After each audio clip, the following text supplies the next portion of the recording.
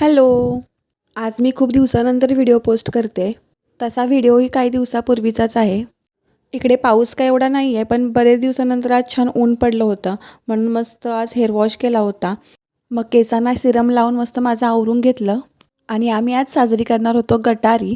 पण तसा माझा आवरण्याचा आणि गटारीचा काही संबंध नाही आहे, कारण आम्ही घरी करणार नव्हतो, बाहेर जाणार होतो आणि ते पण रात्री. पण तरीही मी एवढी एक्सायटेड होते, कारण आमचा हा प्लॅन भरपूर दिवसापासून पोस्टपोन होत होता आणि फायनली मग आम्ही आज निघालो होतो.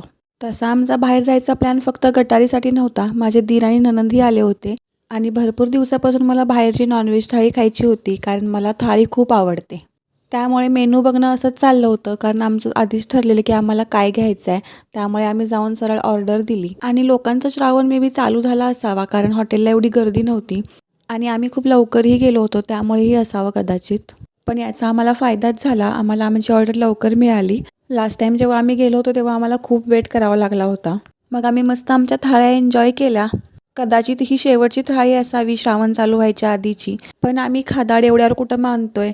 आज थाळी खाल्ली आणि दुसऱ्या दिवशी लगेच मग चिकन 65 घेऊन आलेलो घरी आणि मस्त मग घरी सर्वांनी गरम गरम 65 एन्जॉय केलं. आता आम्ही चौघं होतो, पण मिस्टर एवढंच 65 घेऊन आले होते, त्यांच्या लक्षातच नाही राहिलं.